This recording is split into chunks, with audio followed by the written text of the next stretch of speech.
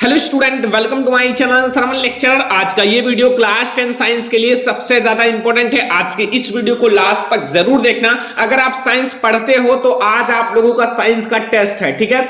इस वीडियो में मैं आप लोगों से 20 प्रश्न पूछूंगा। 20 प्रश्न में से अगर 15 प्रश्नों का जवाब आप सही देते हो तो इसका मतलब आपका साइंस काफी अच्छा है, आप साइंस के टॉपर बनोगे, ठीक है। इस वीडियो को लास्ट तक देखना। ये जो आप लोगों का क्वेश्चन है ये बहुत ज्यादा इंपॉर्टेंट है, ठीक है। क्लास 10 का टॉपर 2023 अगर आप लोग बनना चाहते हो तो ये 20 प्रश्नों का उत्तर आप लोग करके दिखाओ, ठीक है। 20 में से केवल 15 प्रश्नों का सही उत्तर आप लोगों को देना है कमेंट बॉक्स में। इस वीडियो को लास्ट तक देखना, वीडियो को लाइक कर देना, चैनल पर नया तो सब्सक्राइब कर लेना। चलो हम एक एक क्वेश्चंस को शुरू करते हैं, ठीक है। पहला नंबर प्रश्न आप लोग देखो, पहले ही चैप्टर से है, देखो यहां ध्यान से समझना, बहुत ही ज्यादा इंपॉर्टेंट सारे क्वेश्चन है कि लौह चूर्ण पर तनु हाइड्रोक्लोरिक अम्ल डालने से क्या होता है। सही उत्तर पर निशान लगाइए। देखो जो लौह चूर्ण है यानी कि Fe और Fe पर आप HCl प्रवाहित कर रहे हो, HCl हाइड्रोक्लोरिक अम्ल, तो क्या होगा, ठीक है। ऑप्शन नंबर ए है हाइड्रोजन गैस एवं आयरन क्लोराइड बनता है। ऑप्शन नंबर बी है क्लोरीन गैस एवं आयरन हाइड्रोक्साइड बनता है। ऑप्शन नंबर सी है कोई अभिक्रिया नहीं होती है। ऑप्शन नंबर डी है आयरन लवण एवं जल बनता है, ठीक है। तो इसका राइट ऑप्शन कौन सा होगा आप लोग सोच लो, ठीक है। फिर आप लोग कमेंट बॉक्स में बताओ इसका राइट आंसर क्या होगा। सारे स्टूडेंट को इसका आंसर पता होगा, बहुत ही ज्यादा आसान है, ठीक है। जैसे जब आप Fe पर HCl की अभिक्रिया कराओगे तो फिर क्या होगा, FeCl बन जाएगा और H2 जो आप लोगों का हाइड्रोजन गैस बाहर निकल जाएगा, ठीक है। तो यहां क्या होगा, हाइड्रोजन गैस एवं आयरन क्लोराइड बनता है, ठीक है। ये वाला ऑप्शन सही है। कितने बच्चों ने सही आंसर दिया आप लोग पहले बता देना, ठीक है। तो ये हमारा पहला नंबर प्रश्न है और बहुत ही ज्यादा इंपॉर्टेंट है। इसका ऑप्शन नंबर ए हमारा बिल्कुल सही है, ठीक है। दूसरा नंबर क्वेश्चन हम लोग देखते हैं। दूसरा नंबर क्वेश्चन देखो, इसमें आप लोगों से क्या पूछ रहा है, देखो यहां, ठीक है। इसमें पूछ रहा है कि शुद्ध जल का पीएच मान, शुद्ध जल का पीएच वैल्यू कितनी होती है, पीएच मूल्य कितना होता है। जो जल शुद्ध होता है उसका पीएच मान कितना होता है, ठीक है। ऑप्शन नंबर ए है 0, ऑप्शन नंबर बी है 1, ऑप्शन नंबर सी है 7, ऑप्शन नंबर डी है 14। तो आप लोग बताओ कि जो शुद्ध जल होता है इसका पीएच मान कितना होता है, ठीक है। शुद्ध जल का पीएच मान पूछ रहा है तो सभी स्टूडेंट को पता होगा, चैप्टर नंबर 2 का है। सभी स्टूडेंट फटाफट कमेंट कर दो कौन सा ऑप्शन सही है। आज देखते हैं कितने स्टूडेंट सही से पढ़ते हैं, ठीक है। अगर आप सही से पढ़ रहे हो तो अच्छी बात है, ठीक है। अगर आप लोग पढ़ाई में पढ़ाई अच्छे से नहीं करोगे तो फिर कुछ नहीं कर पाओगे आगे चलकर, ठीक है। तो आप लोग पढ़ाई कर रहे हो तो पढ़ाई करो, अपने माता पिता के सपनों को पूरा करो, ठीक है। शुद्ध जल का पीएच मान कितना होता है अब मैं आप लोगों को बता देता हूं, 7, ठीक है। एक बात याद रखना, जैसे हमारा एक पीएच स्केल होता है 7 और यहाँ देखो, यहाँ 0 से यहाँ 7, यहाँ 14। देखो यहाँ 0 से 7 तक अम्लीय होता है, 7 से 14 तक क्षारीय होता है, ठीक है। तो शुद्ध जल जो होता है उसका कोई स्वाद नहीं होता, ना खट्टा होता है ना कड़वा होता है, इसलिए इसका जो पीएच मान होता है 7 होता है। अगला ये सही है। ऑप्शन आपका क्वेश्चन नंबर 3 है धामन सोडा का रासायनिक नाम है। जो धामन सोडा होता है उसका रासायनिक नाम क्या होता है। ऑप्शन नंबर ए है sodium chloride, option number B है sodium carbonate, option number C है sodium bicarbonate, option number D है सोडियम हाइड्रोक्साइड। तो अब आप लोग बताओ जल्दी से कि यहां आप लोगों से पूछ रहा है कि धामन सोडा का आप लोगों का रासायनिक नाम बताना है, ठीक है। कितने स्टूडेंट को पता है जल्दी से कमेंट बॉक्स में बता दो, ठीक है। तीसरे क्वेश्चन का आंसर फिर मैं आप लोगों को इसका राइट आंसर बताता हूं। धामन सोडा धोने वाला सोडा का, ठीक है। तो इसका जो रासायनिक नाम होता है वो होता है सोडियम कार्बोनेट। इसमें 10 जल के अणु होते हैं लेकिन इसमें आप लोगों का जो नाम होगा वो सोडियम कार्बोनेट ही होगा। तो ये 3 प्रश्न हो गए। 3 प्रश्नों से कितना क्वेश्चन आप लोगों का 3 प्रश्नों में से सही है कमेंट बॉक्स में फटाफट कमेंट कर दो सारे स्टूडेंट, ठीक है। 4 नंबर क्वेश्चन आप लोग देखो। 4 नंबर क्वेश्चन है निम्नलिखित में से कौन सा युगल विस्थापन अभिक्रिया प्रदर्शित करता है। यहां आप लोगों से क्या पूछ रहा है कि निम्नलिखित में से कौन सा युगल विस्थापन अभिक्रिया प्रदर्शित करता है। ऑप्शन नंबर ए है NaCl विलयन एवं कॉपर धातु, बी है MgCl2 विलयन एवं एल्यूमिनियम धातु, सी है FeSO4 विलयन एवं सिल्वर धातु एंड डी है AgNO3 विलयन एवं कॉपर धातु। तो अब आप लोग सोचो फिर कमेंट करके बताओ। ये आपका तीसरे नंबर चैप्टर का है, ठीक है। तीसरे नंबर चैप्टर का सारे स्टूडेंट को पता होगा। यहां जो हमारा AgNO3 विलयन एवं कॉपर धातु हमारा सही हो जाएगा, ठीक है। ये वाला हमारा ऑप्शन सही है। तो कितने स्टूडेंट ने सही आंसर दिया आप लोग सभी स्टूडेंट कमेंट करके बताओ, ठीक है। तो ये हमारा सही है ऑप्शन नंबर डी, ठीक है। अगला हमारा है क्वेश्चन नंबर 5 है कि निम्न में से कौन सा धातु अम्ल में से हाइड्रोजन विस्थापित नहीं करता है। यहां आप लोगों से क्वेश्चन नंबर 5 में पूछ रहा है कि निम्न में से कौन सी धातु है जो अम्ल में से हाइड्रोजन विस्थापित नहीं करता है। ऑप्शन नंबर ए है Fe, ऑप्शन नंबर बी है Zn, ऑप्शन नंबर सी है Cu, ऑप्शन नंबर डी है Mg। तो बचाओ बच्चों कि निम्न में से कौन सी धातु है जो अम्ल में से हाइड्रोजन विस्थापित नहीं करता। देखो, जो अम्ल में से हाइड्रोजन विस्थापित नहीं करता वो हाइड्रोजन के नीचे होते हैं, हाइड्रोजन के नीचे। अब यहां जो हाइड्रोजन के नीचे है वो Fe हाइड्रोजन के ऊपर है तो ये विस्थापित कर सकता है, Zn भी हाइड्रोजन के ऊपर है तो ये विस्थापित कर सकता है, Mg भी ऊपर है, यहाँ Cu जो है ना ये हाइड्रोजन के नीचे, इसीलिए विस्थापित नहीं कर पाता। ठीक है, तो यहाँ मैंने 5 प्रश्न पूछे, इसमें से कम 3 प्रश्न सही होना चाहिए हर एक स्टूडेंट का। ये शुरुआत के चैप्टर है, अगर यहां से शुरुआत के चैप्टर्स में नहीं पता होगा तो कुछ नहीं कर पाओगे। ठीक है, अगला क्वेश्चन देखो, यहां 6 नंबर क्वेश्चन है, एसिटिक अम्ल का आईयूपीएसी नाम है। जो एसिटिक अम्ल होता है उसका आईयूपीएसी नेम क्या होता है। ठीक है, ऑप्शन नंबर ए है एसिटिक अम्ल, बी है एथेनोइक अम्ल, सी है मेथेनोइक अम्ल, डी है प्रोपेनोइक अम्ल। तो एसिटिक अम्ल का आईयूपीएसी नेम जल्दी से आप लोग बताओ, आईयूपीएसी नेम। ठीक है, सारे स्टूडेंट को पता होगा, अगर नहीं पता हो तो आप लोग आईयूपीएसी नेम का वीडियो देख लो, मैंने पहले ही पढ़ा रखा है। ठीक है, तो एसिटिक अम्ल का जो आईयूपीएसी नेम होता है वो मैं आप लोगों को बताता हूं। 6वां नंबर क्वेश्चन है और इसका हमारा राइट आंसर होगा, इसमें 2 कार्बन होते हैं यानी कि एथेनोइक अम्ल होगा। ठीक है, एथेनोइक अम्ल होगा, इसमें 2 कार्बन की संख्या होती है। चलो अगला क्वेश्चन देखते हैं। ठीक है, अगला नंबर क्वेश्चन देखो, क्वेश्चन नंबर हमारा 7 है। यहां 7 नंबर कि एसिटिक अम्ल में कितने अम्लीय परमाणु होते हैं। देखो, एसिटिक अम्ल में कितने अम्लीय परमाणु होते हैं, CH3COOH। अब इसमें बताओ अम्लीय परमाणु कितने हैं। ठीक है, तो इसमें हमारा जो अम्लीय परमाणु होगा जल्दी से आप लोग सोच कर बताओ। ठीक है, ऑप्शन नंबर 1 है एंड V हमारा 2 है एंड C है 3 है एंड D हमारा 4 है। तो मैं आप लोगों को बता देता हूं कि एसिटिक अम्ल में जो अम्लीय परमाणु होते हैं वो कितने होते हैं, आप लोग कमेंट करके बताना, फिर मैं आप लोगों को बताता हूं।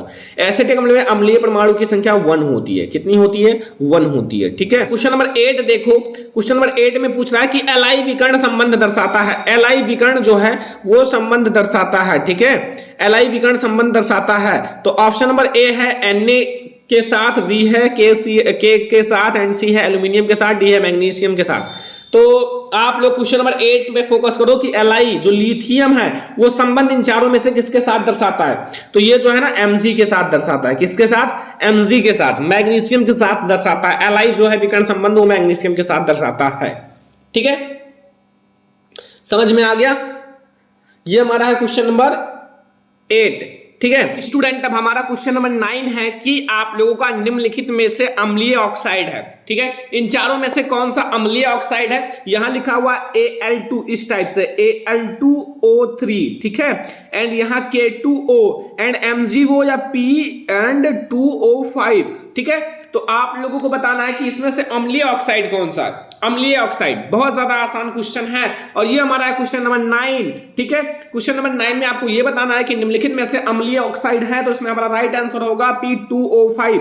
P2O5 सही आंसर है। क्वेश्चन नंबर 9 है और अब हम लोग चलते हैं क्वेश्चन नंबर 10 की ओर। यहां देखो, सारा क्वेश्चंस बहुत ही ज्यादा इंपॉर्टेंट है, ये टेस्ट आप लोगों के लिए बहुत ही ज्यादा इंपॉर्टेंट है। ठीक है, क्वेश्चन नंबर 10 है कि आप लोगों का स्वपोषी पोषण के लिए आवश्यक, ठीक है, आवश्यक है या स्वपोषी पोषण है तो क्या आवश्यक है। ये अथवा इस क्वेश्चन को या फिर इस टाइप से पूछा जा सकता है कि स्वपोषी पोषण के लिए आवश्यक है या स्वपोषी पोषण हेतु क्या आवश्यक है।